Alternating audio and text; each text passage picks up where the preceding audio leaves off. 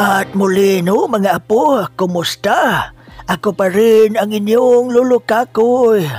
At sa video natin ngayon, gusto kong ipaalam sa inyo kung gaano kalupit ang sasapitin ng tao kapag siya'y nahatulan na ng Diyos at siya'y mapupunta sa impyerno. Kung gaano kahiwaga ang langit, katumbas naman ito'y walang kasing lupit na pagdurusa ang sasapitin ng tao sa impyerno.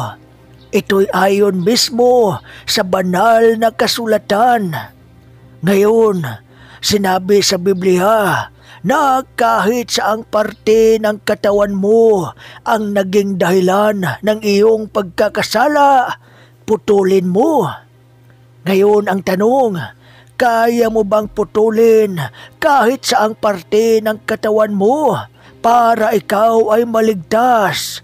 O di kaya'y dukutin mo ang iyong mga mata para hindi ka na makakita pa at nang sa ganon ay malayo ka sa pagkakasala? Ang sagot ay siyempre, hindi mo gagawin iyon.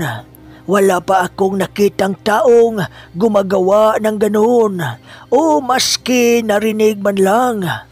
Ngayon, tapusin mo ang video na ito para malaman mo kung ano ang dapat mong gawin para hindi mo na kailangang putulin pa ang parte ng katawan mo para lang maalis ka sa pagkakasala. Ang sasabihin ko sa inyo ay isang challenging na gawain at 100% na siguradong diringgin ka ng Diyos at mapapatawad ka sa iyong pagkakasala. Ngayon, balikan natin ang sinabi ng Biblia. Sinabi ng Diyos, di bali nang pumasok ka sa kaharian ng langit na kulang ng isang bahagi ng katawan, kaysa naman kumpleto nga ang parte ng katawan mo, sa impyerno naman ang punta mo. Basahin natin ang nakasulat sa Marcos chapter 9 verse 43 to 49. Kung ang kamay mo ang dahilan ng iyong pagkakasala, putulin mo.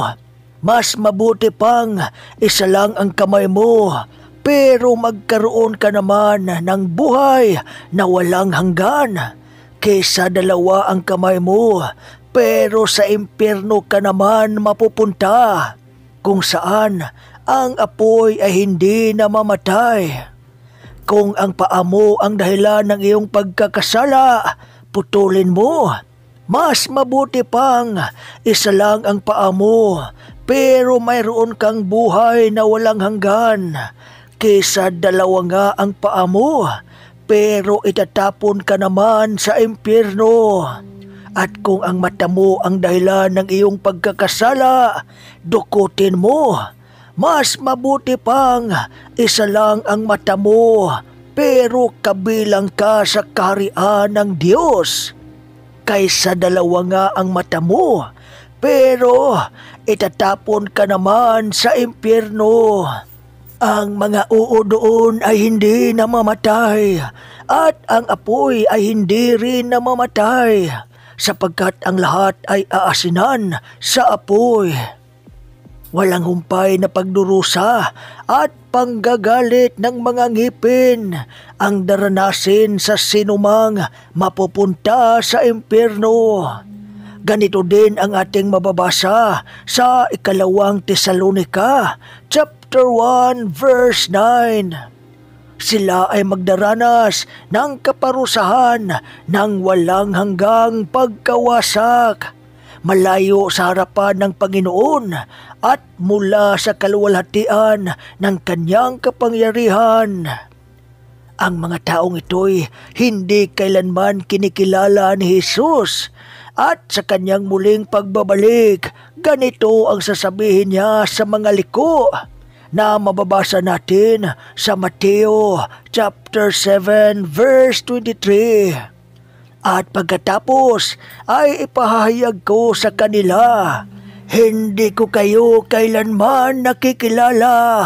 Lumayo kayo sa akin, kayong mga manggagawa ng katampalasanan. At ganon din ang sasabihin niya sa mga duwag at walang pananampalataya. Mababasa natin sa Revelation chapter 21 verse 8. Datapwat tungkol sa mga duwag, sa mga walang pananampalataya, sa mga kasuklam-suklam, sa mga mamamatay tao, sa mga mapakiapid, sa mga magkukulam, sa mga sumasamba sa Diyos-Diyosan, at sa lahat ng mga sinungaling. Ang kanilang bahagi ay sa lawa ng nagniningas na apoy at asupre, na siyang pangalawang kamatayan. Ngayon, kung sa tingin mo ay ganito ang mga gawain mo, mag-isip-isip ka na. Nakahanda ka bang putulin alinman sa bahagi ng iyong katawan para lang hindi ka mapunta sa impyerno? Pero meron pang paraan. Kung gusto mong patunayan sa Diyos na talagang ikaw ay nagsisisi sa iyong mga pagkakasala, gawin mo ang sasabihin ko. Ito'y hindi madali. Isang challenge na magpapatibay ng ugnayan mo sa Diyos. Gumawa ka ng pangako sa Diyos, isang panata o isang pagsasakripisyo, at ialay mo sa Diyos ang paghihirap mo. Halimbawa, ang ginawang sakripisyo ng mga taga-Ninibe para sila ay patawarin ng Diyos sa kanilang pagkakasala. Hindi sila kumain ng 3 araw at hindi rin sila umiinom ng tubig, pati ang kanilang mga alagang hayop, at sila'y pinatawad ng Diyos. Ang pangyayaring ito ay nangyari sa kapanahunan ng propetang si Jonah. At mababasa natin ito sa Jonah chapter 3 verse 1 to 9. At ganito ang sabi, muling nagsalita ang Panginoon kay Jonah. Sinabi niya, pumunta ka sa Nineveh at sabihin mo sa mga taga roon ang ipinasasabi ko sa iyo. Pumunta agad si Jonah sa Nineveh ayon sa sinabi ng Panginoon. Pumasok si Jonah sa lungsod. Sinabi niya sa mga taga roon, may 40 araw na lamang ang natitira at wawasakin na ng Diyos ang Nineveh. Naniniwala ang mga taga-Ninibe sa pahayag na ito mula sa Diyos. Kaya lahat sila mula sa pinakadakila sa kanilang hari hanggang sa pinakaalipin ay nagsuot ng damit na panluksa at nag-aayuno upang ipakita ang kanilang pagsisisi. Sapagkat nang mapakinggan ng hari ng Ninibe ang mensahe ni Jonah, tumayo siya mula sa kanyang trono, inalis ang kanyang balabal, nagsuot ng damit na panluksa at naupo sa lupa. At ito ang ipinahayag niya sa buong Ninibe.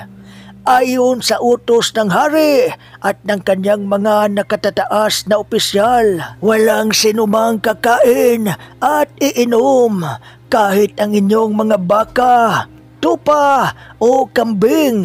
Magsuot ang mga tao ng damit na panluksa at taimtim na manalangin sa Diyos. Talikuran ninyo ang masasamang pamumuhay at karahasang ginagawa ninyo.